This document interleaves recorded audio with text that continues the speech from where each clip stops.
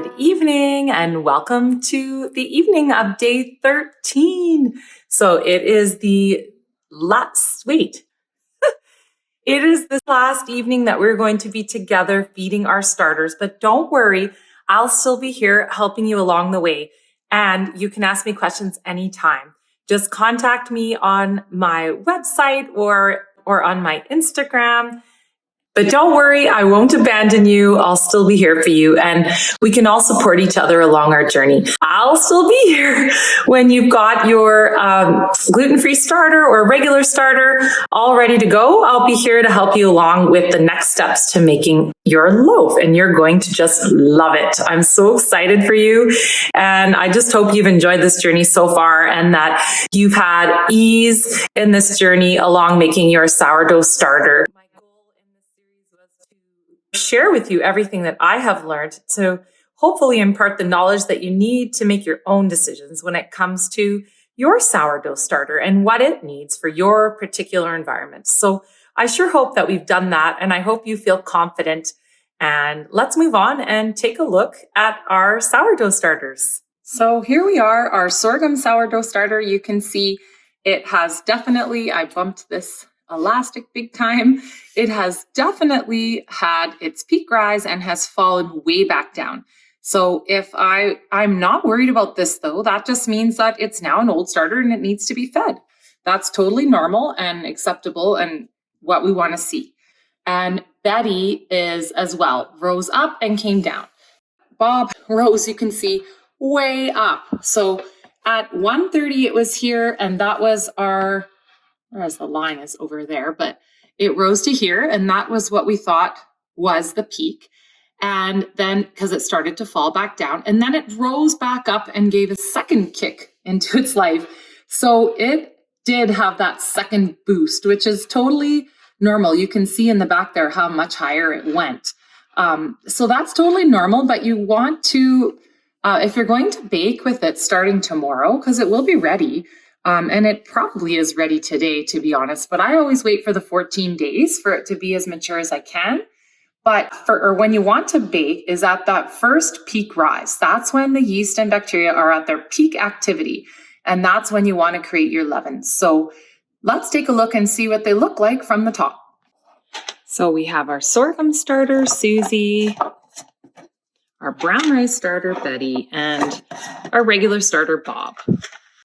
You can see Bob definitely has lots and lots of bubbles and activity because it did rise and fall a couple of times today. It's still very active, but now it's starting to become very hungry. And I do notice that when it's starting to get hungry, the bubbles start to look smaller, and that's what has happened for years. So it will be nice and big and bubbly when it's very active, almost again, like the hot air balloon analogy, because the carbon dioxide is being released. But now there's going to be some of the bacteria and yeast are still multiplying and feeding, but they're running out of food. Because there's so many of them, it will continue. They're not all on exactly the same curve and cycle. So you will continue to see bubbling and activity for quite some time.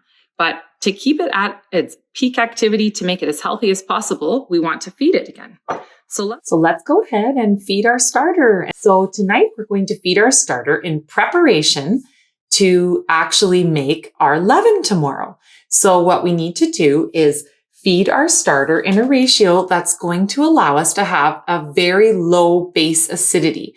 So this is what we learned from the talk with Hendrik from the bread code. We learned about how having our starter have a lower base acidity would help improve our ability to get a rise out of our dough, so that we have a larger window in which we can ferment our dough and we don't have to be perfect. So we're going to feed our starter in a ratio of 1:5:5, starter to flour to water. And in that way, it never gets a chance to get acidic. So we're going to discard all but 20 grams of our starter and feed it 100 grams of flour and 100 grams of water. And in this way, it's similar to what we did when I traveled home from my family's cottage. We fed a double feed. So it may take quite some time before our starter is actually ready to be made into the leaven. However, our starter has had some time since then, and the colony has had some time to become established. So it may take a little less time than we think, but most likely we won't be mixing our leaven until later in the day. We will just keep an eye on our starter and try and create our leaven when our starter is at its peak activity. However, you don't have to worry about trying to find the exact peak activity or whether or not it's going to peak during the night or while you're at work or something like that. Because if it has already peaked and fallen, all you have to do is give it a small snack and it will be back to its peak within the hour. So we will talk about this tomorrow morning as we won't be feeding our starters. I'll do a quick talk on exactly what to do, and I'm going to show you how we're going to be taking care of our starter once they go into the refrigerator. But for tonight, make sure to leave your starter at room temperature like we always have been. And I'm going to show you all of that tomorrow when we make our leaven. We will take some of it out and we will feed our starter to be putting it into the refrigerator. So not to worry about the details now. We will deal with all of that tomorrow. So place your starter in a snuggly spot and I will see you in the morning. I hope you have a wonderful, deep, peaceful sleep. Good night.